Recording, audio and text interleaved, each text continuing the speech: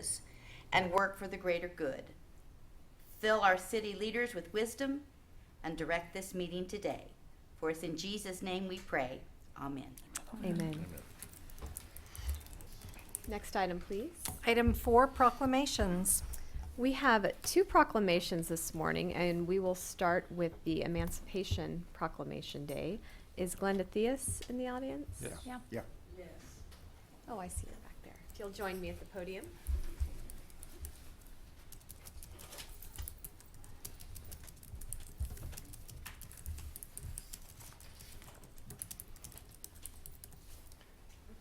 Welcome. Whereas on January 1, 1863, President Lincoln proclaimed that all slavery be abolished, and whereas a constant struggle has been going on to accomplish the goals of that proclamation to bring true freedom to an oppressed people, and whereas in 1935, Aaron Johnson, along with James Woodson and Lester Harrison, were members of the Kansas Lincoln Day Club of Hutchinson that sponsored the 10th Annual Emancipation Program, and whereas in 1936 in Hutchinson, the Emancipation Proclamation Day Celebration Committee, a nonprofit organization, was organized to arrange proper and fitting activities in honor of emancipation. And now, therefore, I, Jade Pyros de Carvalho, Mayor of the City of Hutchinson, Kansas, do hereby proclaim August 1, 2015 as Emancipation Proclamation Day in the City of Hutchinson and urge the entire community to help celebrate this important occasion. And I know you all have lots of great events planned to help with this. Would you like to say a few words? Yes. Good morning. Emancipation Proclamation will begin July 31st to August 2nd. We have quite a bit planned for the community that weekend. I hope to see some of you all out on a weekend. We also have our Emancipation Parade, which is Saturday. Friday, it is Jazz in the Park, Avenue A, and parade Saturday morning, 10 o'clock. After that, we all congregate in the Cary Park with our picnic. Sunday, we have the Gospel Festival at the Stringer Fine Arts Building. We want to thank you all for reading the proclamation. Come out and enjoy the community and have a good time. Thank you. Thank you. Thank you. Thank you all for your work on that. The Gospel Fest is my favorite part, but all of the events of the weekend are great. If I could have Kellen McCarley and the Ulster program join me at the podium. And I think we'll have you all line up in front of the dais.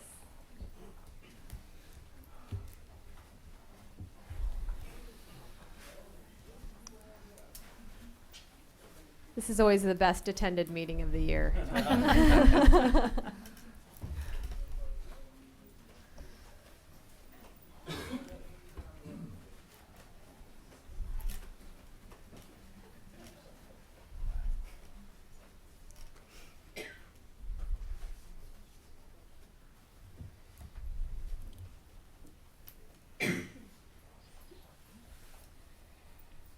Okay, is that all of you? Okay, here we go. Searching for ways to bring peace to Northern Ireland, Church of Ireland Canon Kerry Waterstone and his wife Edie initiated a strategy 40 years ago to introduce young Irish Catholic and Protestant teens to tolerance and understanding before they became involved in the country's long-standing conflict. The plan was to bring the teens together in a neutral place where they could develop friendships without reprisal and witness peers of different faiths and political beliefs living in unity. Whereas Hutchinson was approved to become the 28th host city for the International Peace Project in the year 2000 and is hosting its 16th project this year, and whereas a dozen Hutchinson teens, half Protestant, half Catholic, with an equal division among gender, will host the 12 teens from Portadown, Northern Ireland during the month of July, and several adults will host Northern Irish adult counselors, and whereas the teens will work alongside each other in multiple public service projects for the community of Hutchinson, and whereas the Ulster Project will work to strengthen the ecumenical ties of cooperation among the churches of the host community, and whereas members of the Hutchinson community have united in the effort to help usher peace into Northern Ireland by providing cash and product donations, meals, volunteer transportation and labor, planning and recognition, and opening their homes to these guests, both teens and counselors, and whereas the Ulster Project will strive to transform young Christians into leaders and peacemakers, Now therefore, I, Jade Pyros de Carvalho, Mayor of the City of Hutchinson, Kansas, do hereby proclaim the month of July as Ulster Project of Hutchinson Month and encourage all citizens of Hutchinson to recognize this effort. Would anyone like to say a few words on behalf of the Ulster Project? Great, thank you. On behalf of the Ulster Project, I would like to thank the City of Hutchinson, first of all, for enabling us to do the Ulster Project over the past 16 years in this city. Everything that was read on this proclamation fills you in on what we seek to achieve. We want to see peace and reconciliation on both sides of the Atlantic. It would be naive to say that only the Irish have their issues here, and we want to seek to use everything that we do to advance every individual and every young leader that stands before you this morning. And so we thank you for the time you invest as a city, and for the money you invest as a city, and for the opportunities that you make available to us. So just again, on behalf of the Ulster Project, I'd like to thank you for allowing us to come and do the Ulster Project here. Thank you. Thank you.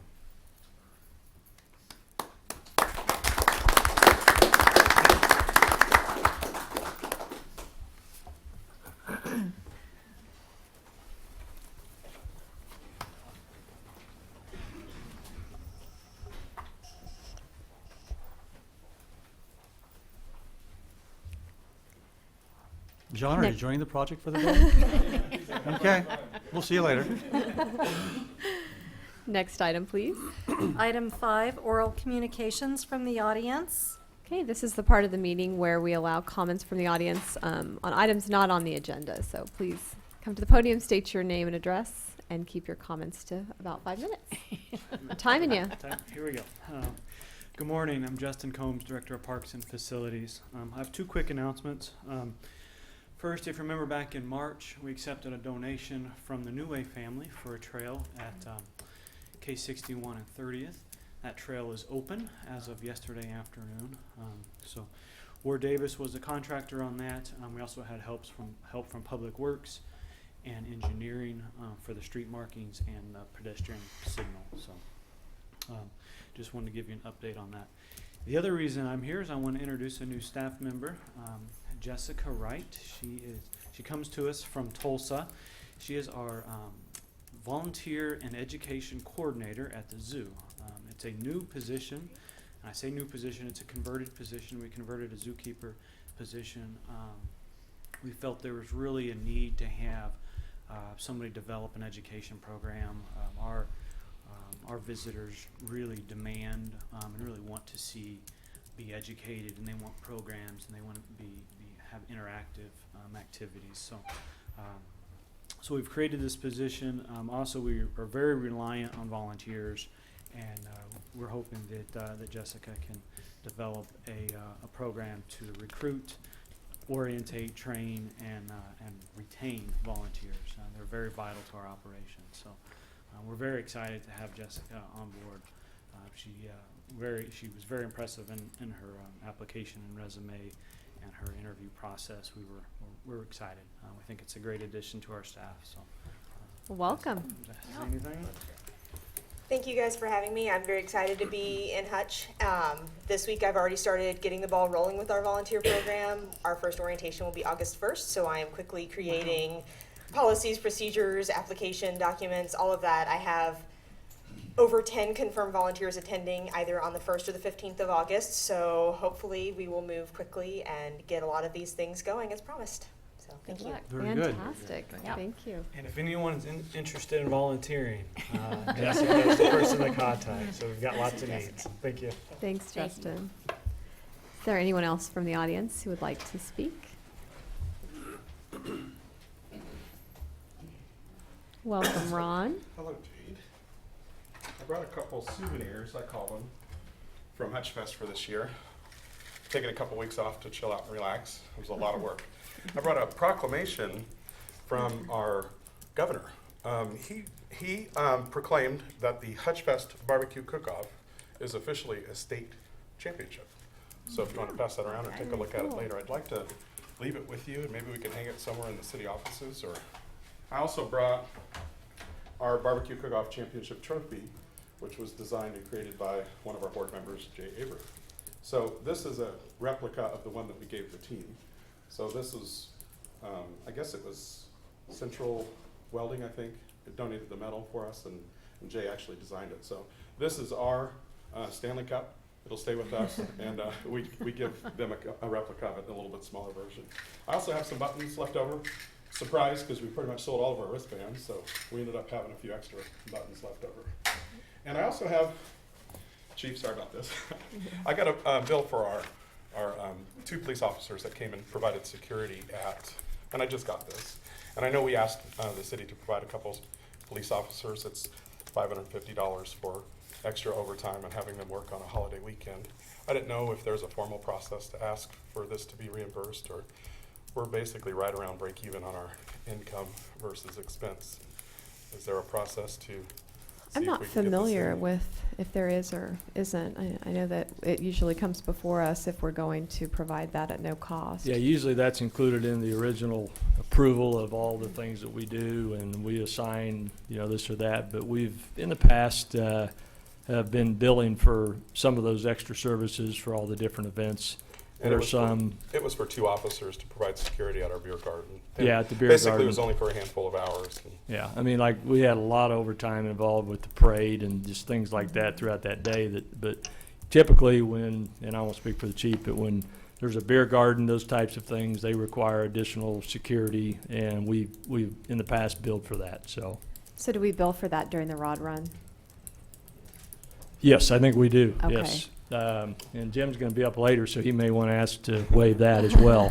But no, And we But- did ask in one of our city meetings when we were Yeah. negotiating and also talking about our requirements. And we ended up actually hiring some private security as well. And the Ulster teens enjoyed a whole teen night on our Friday plan. So we did hire some extra security just in case there Yeah. was a conflict. Because normally we don't have a teen-specific event. We usually just have a full family-friendly event that is kind of spread out all over. But when you have a teen-focused event, you never know what kind of things might happen, mixing all the different schools and all the different age groups from 12 to 18. Yeah. So we'd be happy to pay for this. We're still doing our financials, and we have our final board meeting tomorrow night to discuss where we're at financially. We did really well in terms of selling wristbands and raising funds this year, and we probably had our biggest and best, which, I don't want to say I predicted it, but I was hoping we would have good weather and have a good turnout. And if anybody was out there, I don't know if I saw you guys. You were probably in Hawaii, Dave.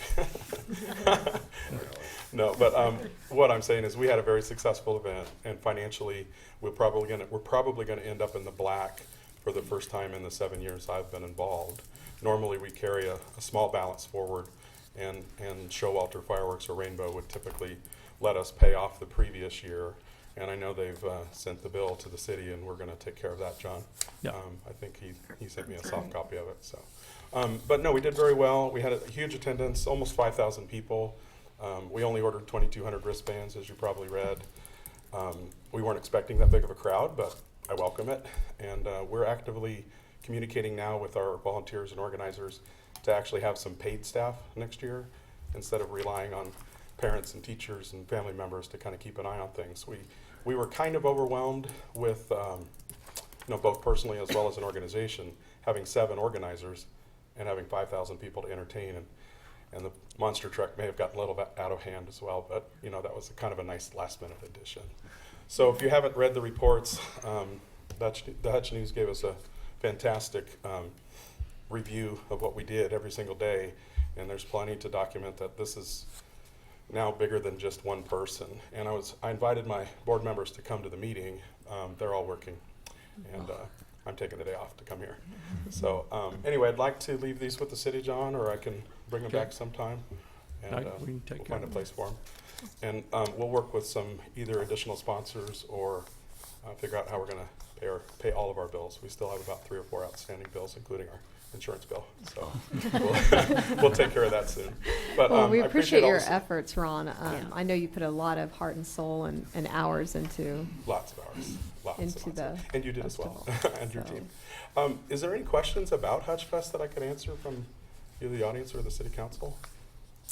I had one, and it's probably a little premature, and I think it was even brought up in the article, but next year, the 4th falls on a Monday. Mm-hmm. Had you given consideration to how Well, we Talk actually about kind of structuring it. have a plan already.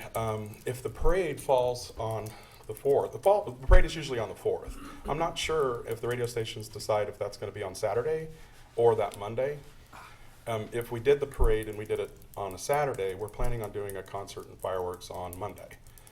So depending on how the parade falls. If not, we're planning a local event Friday at the fairgrounds. Saturday it would probably be at the fairgrounds as well, but kind of a light day. Sunday we might do some events downtown, and then Monday being a concert. The races, we do want to bring back the races. There was almost, I think, 1,500 people that came to the races, and that was a fantastic addition.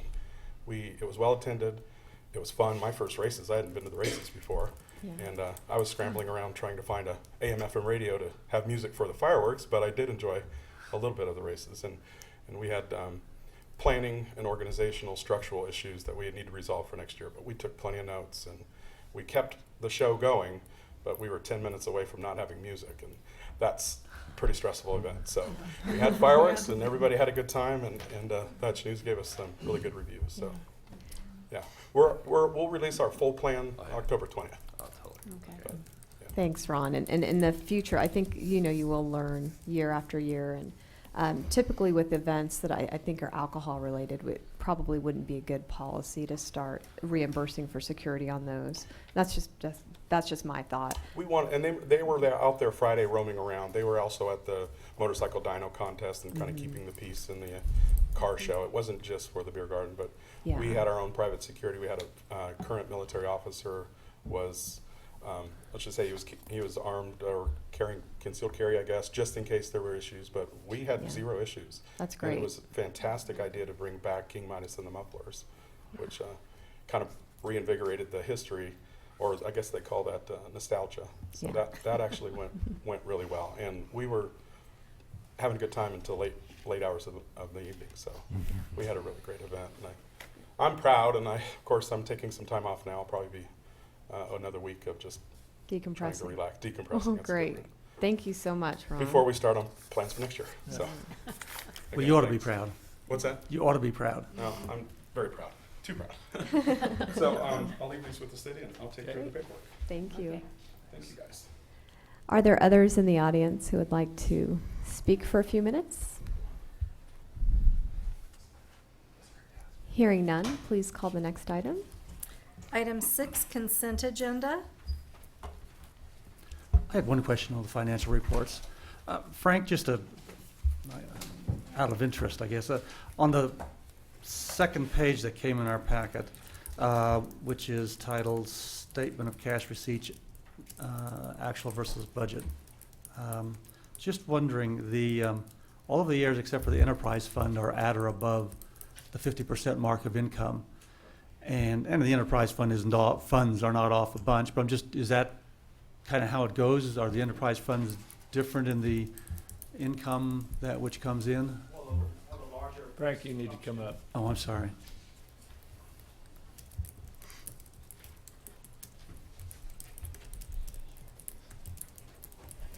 Frank Edwards, Director of Finance for the city. One of the larger pieces of the enterprise funds is the water funds, and that is a little seasonal for the first 6 months of the year.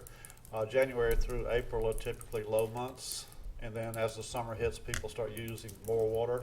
So I think by the end of the third quarter, you'll see that pretty much on budget. Okay. Airport is is the lowest in terms of percentage-wise, although it's not the biggest amount. No, it's a fairly low dollar amount. Yeah, as so you it wouldn't noted. have, but the water fund, okay, and it is the biggest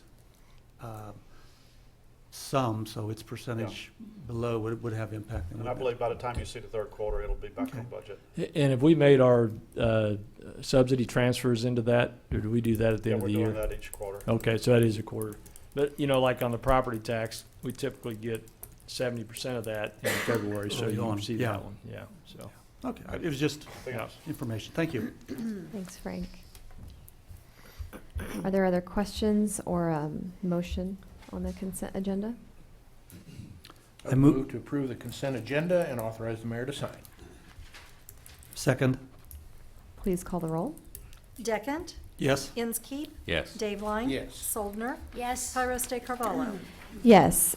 Before we move to the next item, I wanted to make reference to one of the things in the consent agenda, which was approval of appointments to various commissions and boards we have in the city. And this is something we do on a regular basis because we do have several boards that are filled with community volunteers. And that's a vital part of the work the council does, is hearing feedback from them.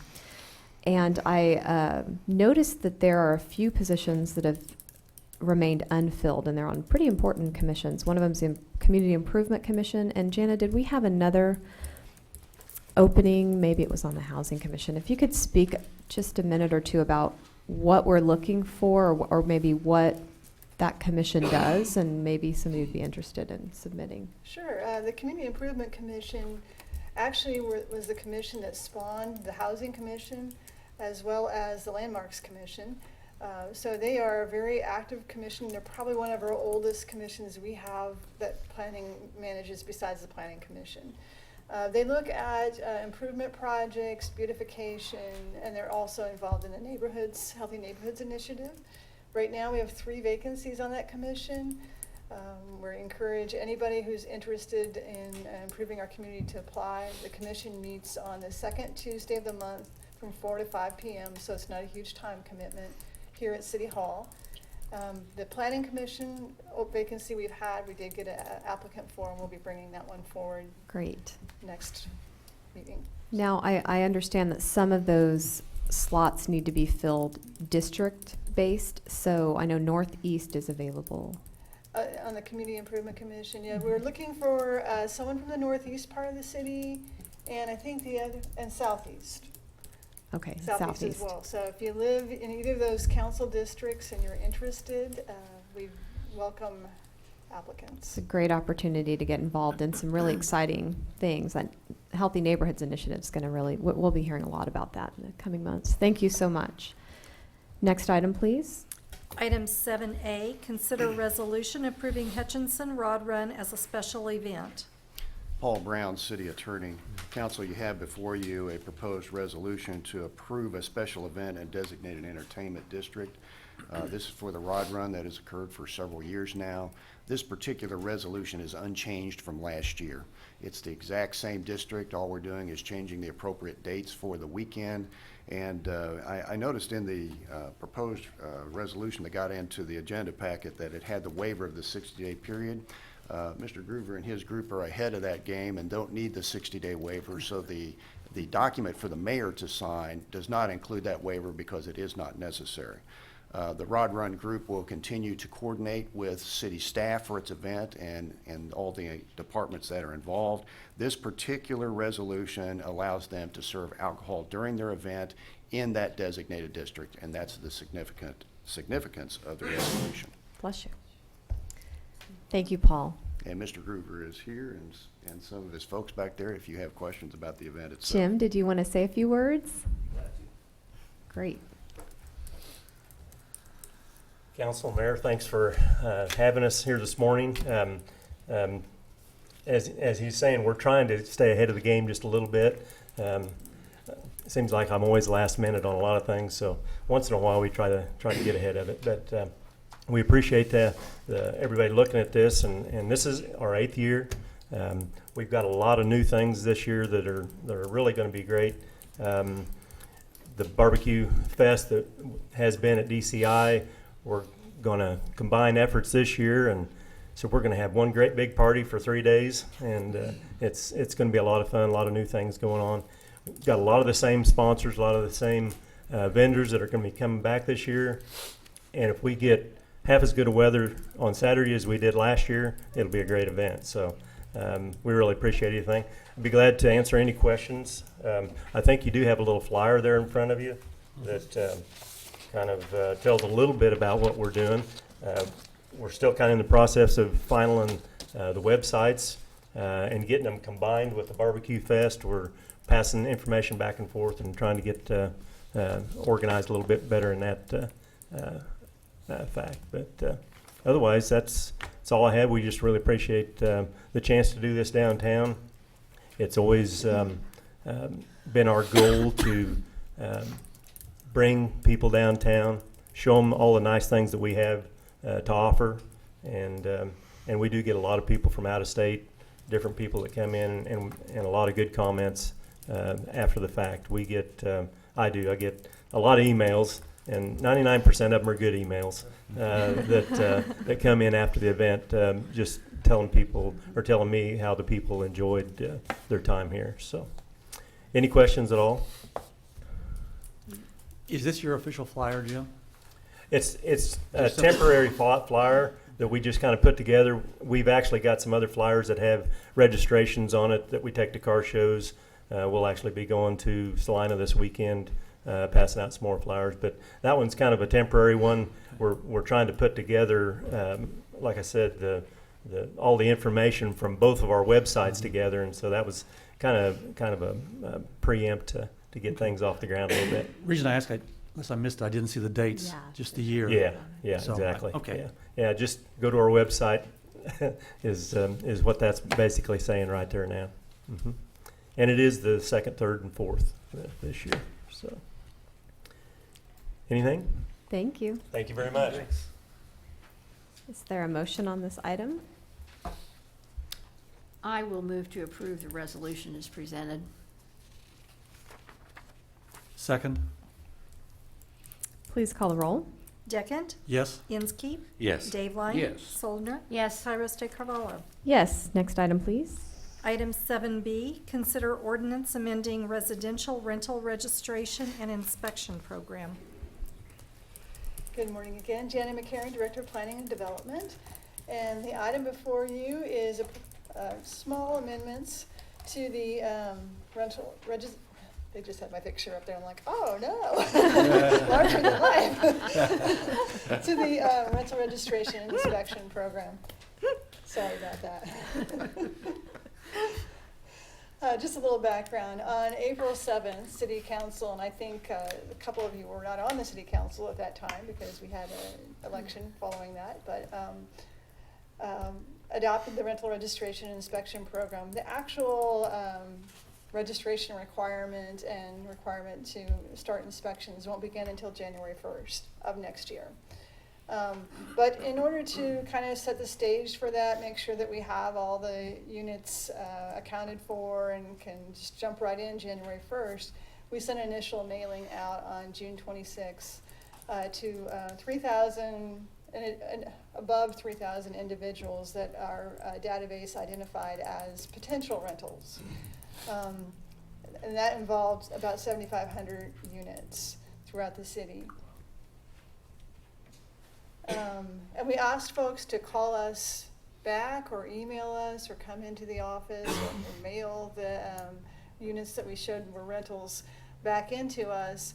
To date, we've received 1,077 confirmations of rental units. So that's about 26% of the estimated 4,100 we had when we came forward with the program initially. And then we have some folks who've called in with exemptions. And this was as of yesterday. 57 units are on land contract, 36 are uninhabitable, 7 are in foreclosure or owned by the bank, and then 6 units actually have been demolished, and the appraiser's records just haven't caught up to that. And then there were some, which I haven't listed here, that there was an address discrepancy. So the appraiser might have had for the property owner 1125 North Main Street, and another one might say 1125 North Main Road. And so our system flagged anything where the property owner's address was different from the property address and called it a rental. So there were probably, I don't know, maybe about 40 or 50 of those that we've removed from the rental program. And then the one I wanted to talk to you all about today is, so far we've received 113 calls from people saying, you know, this really isn't a rental. My son lives in this unit, my mother lives in this unit, and they don't pay me rent. And usually when these folks call us, they talk to us for quite a long, lengthy time, explain to us why it's not a rental, they don't have a rental contract. And so that's the reason for us coming forward to talk to you. Also, I just wanted to let you know that on August 6th, we're having the Kansas Landlord-Tenant Act and Fair Housing Law Workshop at the atrium from 2 to 5. We've already had 60 registrants for that. So I'd say that the program is getting out there and people are starting to participate. The exemption we're requesting, when we originally wrote the ordinance, we asked for, even if the unit was not being rented but was being letted, for that to be included in the program. And now after talking to all these folks, we've kind of thought, well, you know, there are other communities that don't include this, and we feel like after talking to many individuals that we would propose as staff an exemption for units that are letted with no rental contract. And like I said, typically it's family occupied. Usually a son or daughter lives in the house, or a parent. Sometimes people have an elderly parent and they live in the house. Or we've had a few where it's their second home. They either work in Topeka during the week and come down here, or I think we've had a couple where they live in Pratt and come here on the weekends. So very interesting. We've heard a lot of stories.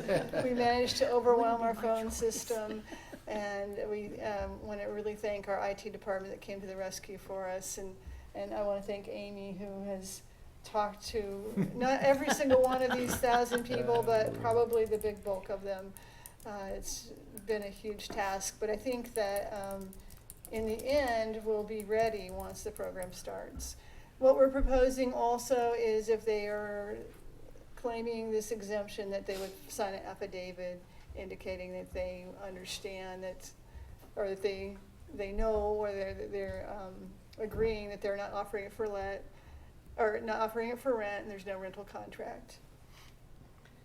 And I really don't have much beyond that, except for that staff does recommend this exemption. It's very hard for us to explain to people why their son, who's living in their house, should have to be part of the program, why that unit should be part of the program. And I'm happy to answer any questions that you may have. Gianna, how will you, at some point in time, some of those might become rentals. The son or daughter moves out, the parent passes on, whatever the reason.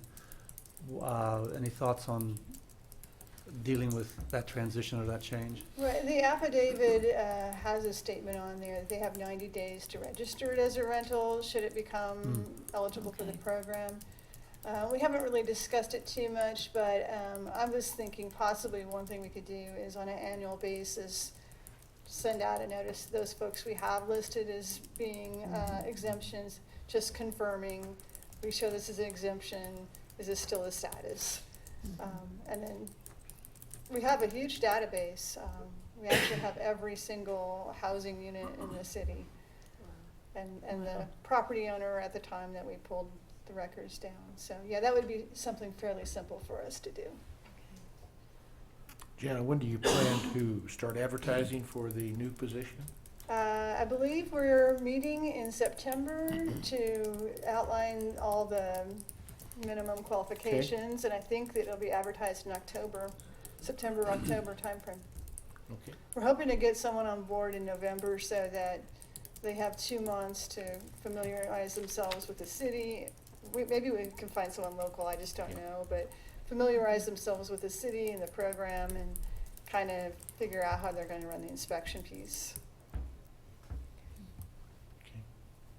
I think it's a really reasonable revision to make, and I know that I've been contacted by people with this exact same issue. Their mother-in-law lives in a house down the street from them or something of that similar nature, and it kind of missed the intent of what we were trying to do with the ordinance. So I appreciate you moving forward with trying to find a solution that makes more sense.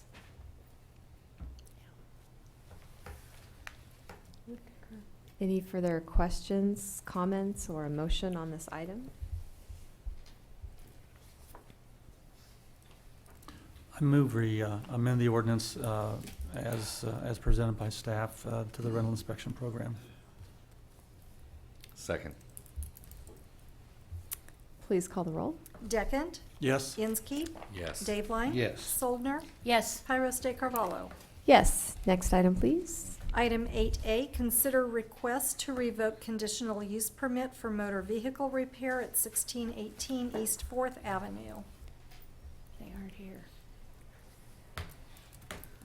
Good morning again, Janet McCarran, Director of Planning and Development. This item, as you will recall, came before you on June 16th. I did send a letter on June 17th to the property owner at your request, asking him to please appear July 21st.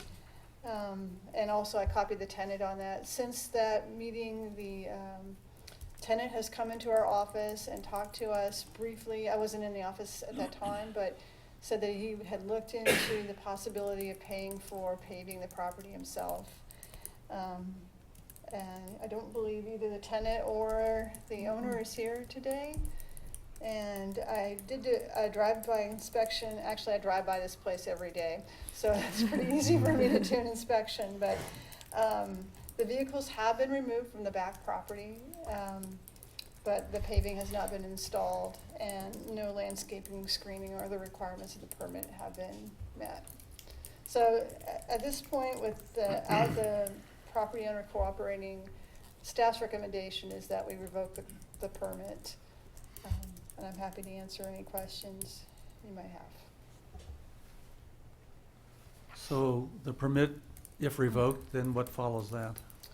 Well, I think we would probably give them a certain number of days to vacate the premises, and that would be up to you all. They'll have to find another place, or, you know, I don't know if there's an or, because they've already kind of exceeded the timeline on the or. And I didn't really stress it last time, but this tenant went in without getting approvals. They've been in the building close to 2 years now, and really kind of, they have been operating in violation of our regulations. So I feel like the city's been more than generous as far as giving them time to meet the requirements of the city's regulations.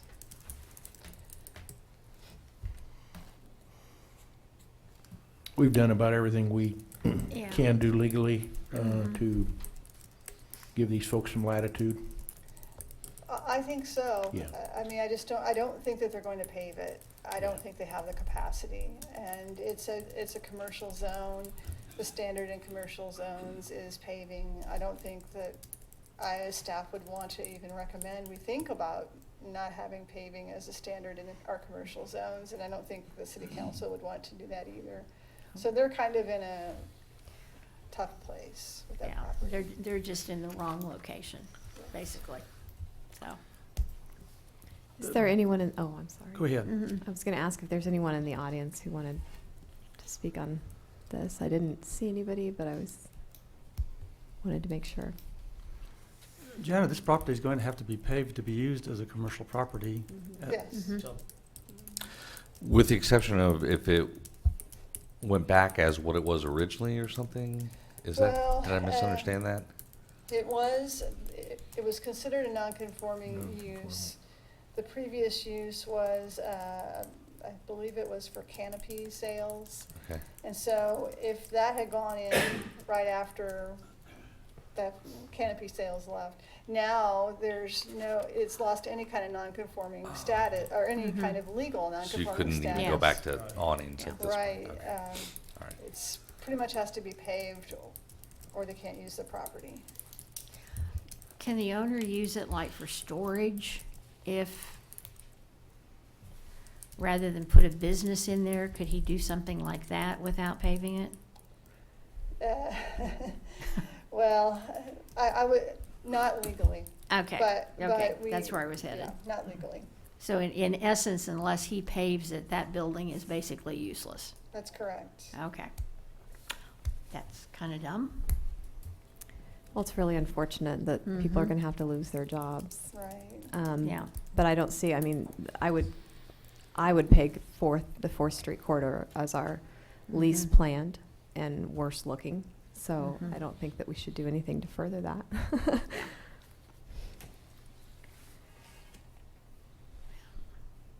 What's a reasonable time frame to give them to vacate the property then, in your opinion? Or Is there a does precedent? city attorney have any guidance for us?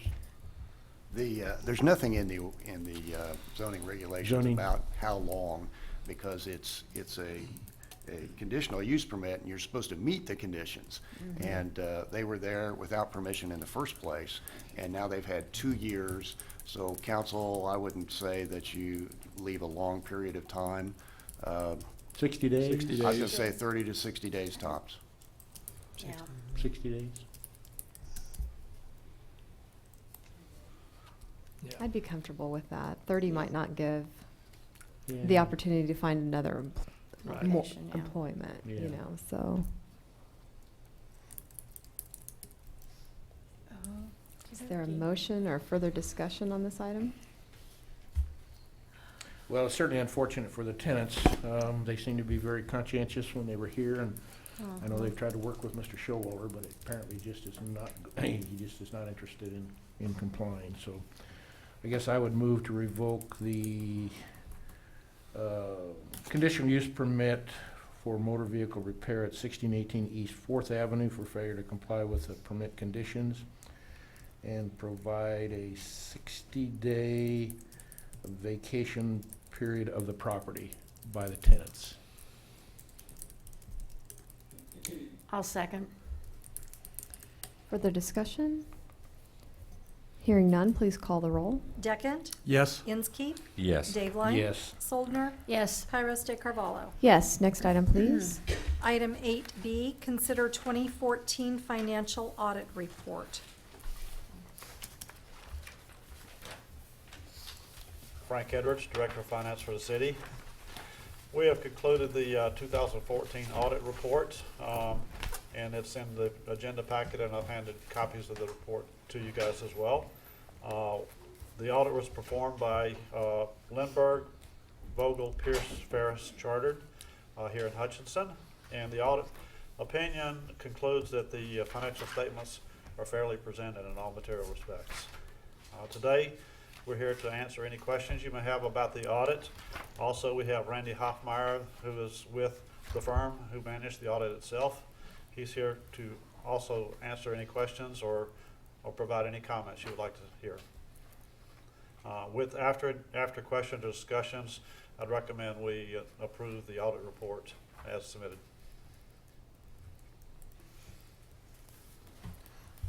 Frank, I've just got one, and maybe it's probably just my not understanding this stuff, but on page 2 of the report, talks about adverse opinion. And if I understand it, it's a matter of our using a different way of going about doing things. Is that? Yeah. So the adverse opinion is that we're not using the generally accepted, but we're using a different way? That's correct. You have the option of using GAAP, or generally accepted Generally accounting accepted, principles, as a reporting, or you can use the Kansas regulatory basis, which is what the city has done. So if it's an option, why is it an adverse finding or an adverse opinion? We have to disclaim an opinion on GAAP, and then we give you an unmodified opinion on the city's regulatory basis financial statement then. Okay. And each year we adopt I think a resolution that waives GAAP accounting. And, you know, in the industry, there was a time where it was really kind of the trend, and everybody was looking at GAAP and moving towards that. And that's changed as people realize, cities realize the cost and expense of going through that process, the whole depreciation schedules and everything. And it you know, the benefits that were, you know, touted back then aren't really there, and so cities are saying, you know, why do it? Let's comply with state law and be happy. So I say this tongue in cheek, but is there anything that the Kansas legislature did to us that is going to force or mandate other required accounting steps? I don't recall that there anything that would affect the city. There are some things that they've done that will affect smaller municipalities. But nothing substantial to, Well, just your tax lid law. just the tax lid law? Yeah. Just that little thing. Yeah, little thing, yeah, right. Oh, Frank, you might, or Randy might comment on the management letter. Typically, that's something that people like to know, and that's findings of issues, and I asked that question because I think I know the answer, so. Well, we had no findings. Yeah, very good. That's the Good important work, thing. Frank and Marcella. Your finance department and your city manager's office, they both do a great job, and they're very helpful whenever we have questions. So I want to compliment them again. I think this is a third or fourth year that they've prepared the annual financial report. And many municipalities, even municipalities of this size, don't prepare their own financial report. Fantastic. Thank you, Randy. John, have our audits been with no findings regularly, or? Last 3, 4, maybe? I can only speak probably for the last 3 or 4 years, and Yeah. there have not been any. There, early, I mean, going back several years, I know just early on here, when I was here, there were things like, I'm trying to think of the terms, where the same person was making the deposit.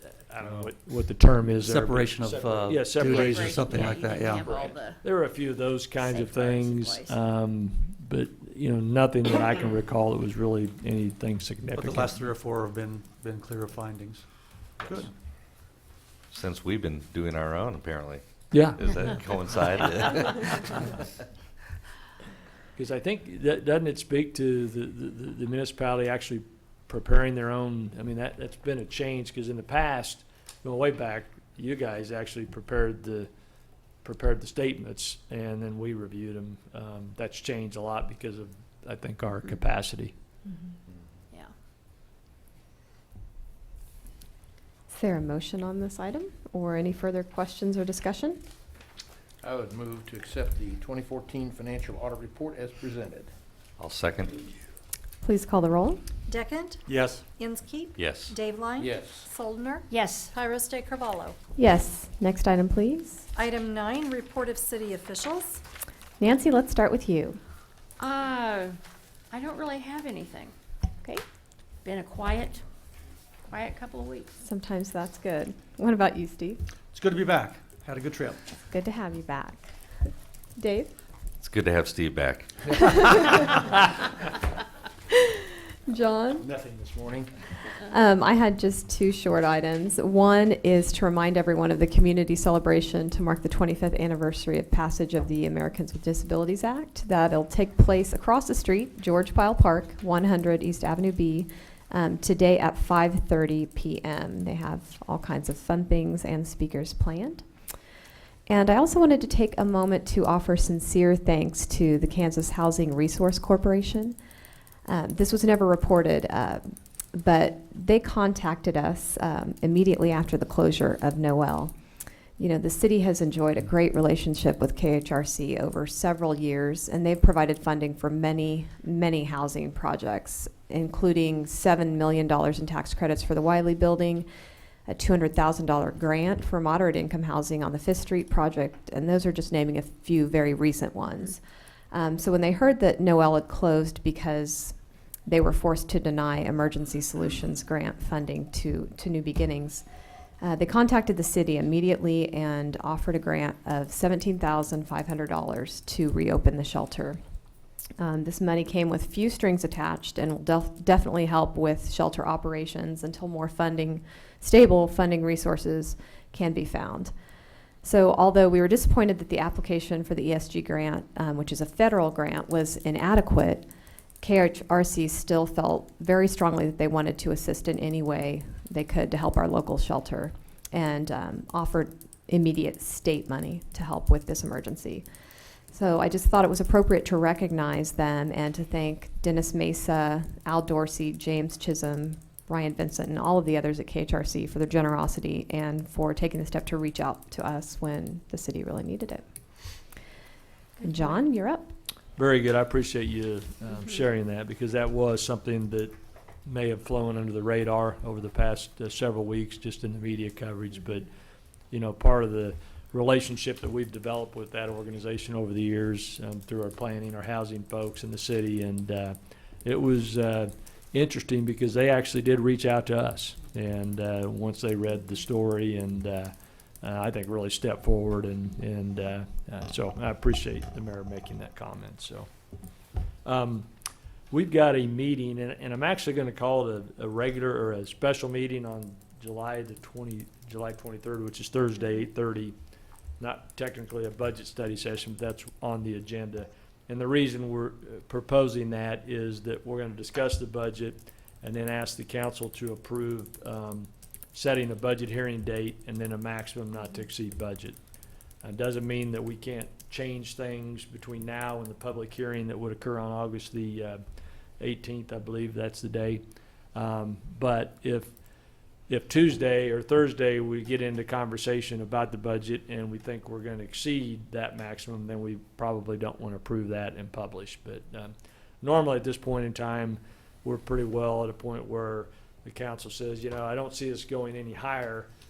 We can change things down below and move things around as long as we're not allocating any more funds. So I don't know that that's a big deal. But if we don't do it Thursday, we would have to do it, you know, at least later that next week, so we have enough publication days before the public hearing. So that's, and we're also going to have an executive session that day to update you on a couple things with the employer-employee negotiations. So, and I believe that's all I have, unless there's any questions about street projects and orange barrels and everything like that.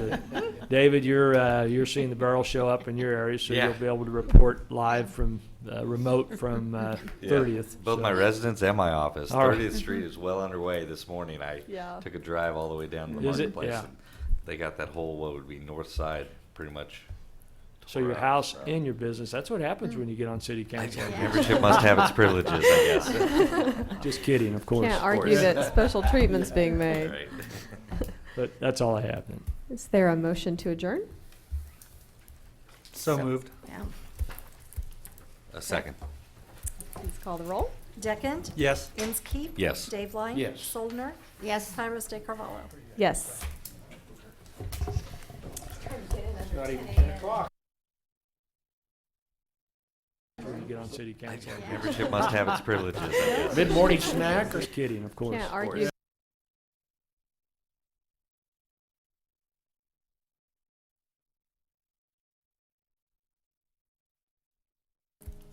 A second.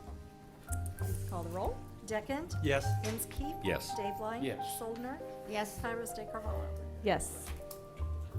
It's not even 10 o'clock. When you get on city council. Membership must have its privileges, I guess. Mid-morning snack or kidding, of course. Can't argue.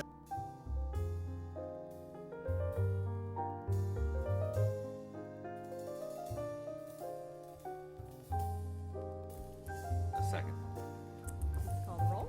Deckent? Yes. Inskeep? Yes. Dave Line? Yes. Soldner? Yes. Tyros de Carvalho? Yes. It's not even 10 o'clock. When you get on city council. Membership must have its privileges, I guess. Mid-morning snack or kidding, of course. Can't argue.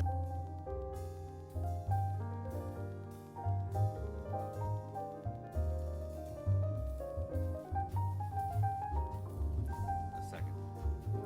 Call roll. Deckent? Yes. Inskeep? Yes. Dave Line? Yes. Soldner? Yes. Tyros de Carvalho? Yes. It's not even 10 o'clock. Membership must have its privileges, I guess. Mid-morning snack